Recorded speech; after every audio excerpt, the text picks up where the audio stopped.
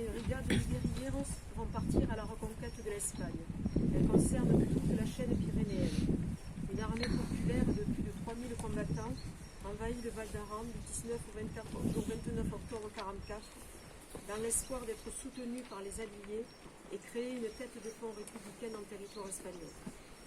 L'opération d'invasion du Val d'Aran attribuée à la 204e division est l'opération centrale des plans de l'état-major. Elle est composée de 7 brigades, dont 4 pénètrent directement par la vallée. La 9e est celle de mon père, le père de Jean-Noël. Les 3 autres brigades vont à la limite Val d'Aran-Andorre pour couper l'accès à Viella. Leur chef est Vicente López Tovar et leur quartier général se trouve à Montejo, Casteljoli. Les guérilleros, au nombre de 1500, entrent par le Val d'Aran et le gros de la troupe passe en camion par le pont du Bois. Stratégiquement, le Val d'Aran présentait l'avantage d'être facilement accessible du côté français, mais isolé par les massifs montagneux. Il était relié à l'Espagne par une mauvaise route qui passe par le col de la Bonague à 2000 mètres d'altitude, où la neige pouvait aussi s'inviter. Le premier jour, ils sont maîtres de la moitié du Val d'Aran, mais ils n'ont pas pris les points stratégiques. Ils s'arrêtent au niveau du tunnel, qui est alors en construction. Les pertes sont peu nombreuses. Les combats les plus meurtriers ont lieu à Esbordes. 6 guérilleros et 9 gardes civils auraient été tués. Lors d'un accrochage à Bossost, les guérilleros font 80 prisonniers. Les premiers renforts franquistes en fin d'après-midi du 19 arrivent à Viella, environ 1500 hommes, appelés par le général félon militaire Moscardo. Devant ces difficultés, la 11e brigade n'attaque pas Viella. Accusée de passivité, ses principaux chefs sont destitués. La 9e brigade, qui est passée par les mines de Saint-Ain, n'a pu atteindre ses objectifs, car on ne sait pas de façon sûre si elle est arrivée à Salardou, face à la menace des renforts arrivés par le col de la Bonaille. Jeannette a rajouté que son papa n'avait jamais parlé de la guerre, n'avait jamais parlé de cette opération, et donc elle n'a pas pu savoir exactement ce qui s'était passé. Sur le flanc gauche de l'opération, les choses se passaient mal pour les 3 brigades entrées aux limites du Val d'Aran et de l'Andorre. Les guérilleros n'arrivent pas à couper les voies de communication comme prévu.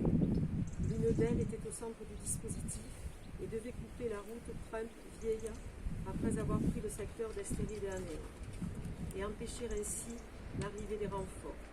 Les 2 autres devaient l'épauler, mais elles se retrouvent seules et, redoutant l'encerclement, décident de se diviser en plusieurs petits groupes et de rentrer en France.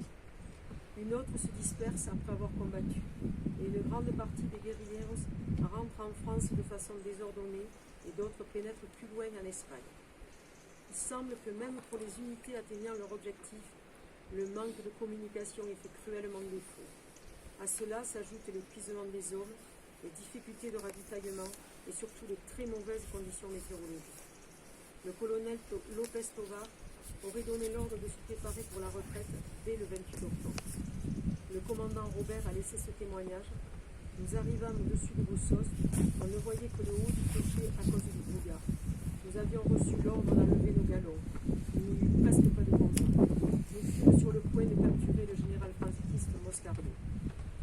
Face à la supériorité des troupes franquistes et à l'hostilité de la population, López Tovar ordonna la retirade. L'arrivée inopinée de Santiago Carrillo à Montrejo met un point final à l'opération d'invasion et il donne l'ordre officiel d'évacuation. Dans la matinée du 29, le repli en France s'effectue. Le gros des troupes rentre en camion par le pont du Roi. Plusieurs centaines ne rentreront pas. D'autres plus tard, après une véritable odyssée. On dénombre 25 morts à l'intérieur du Val et 60 sur les autres flancs. Ils ramènent aussi 300 prisonniers environ qui, après un court internement, seront rendus à l'Espagne. Jeannette a rajouté que la France a rendu ses prisonniers à l'Espagne, mais elle a appris récemment qu'elle avait enfermé de nouveau dans des camps de concentration un certain nombre de guerriers. Pour les guerriers, ce nouveau lâchage est une deuxième non-intervention, et cette nouvelle défaite leur a laissé un goût amer. Mais l'offensive a fait trembler Franco. Au moment même où les guerriers franchissent la frontière, dans l'espoir de renverser Franco, la presse espagnole proclame que Franco, à l'appui des Anglo-Américains. Par tous les points de passage, la Guardia Civile leur tend des embuscades. Renseignés par espions, que certains disent par des sources gouvernementales, les États-Unis envisagèrent un temps la possibilité d'occuper militairement toute la frange pyrénéenne pour la placer sous leur contrôle. Franco sera même promu par les Américains sentinelle de l'Occident.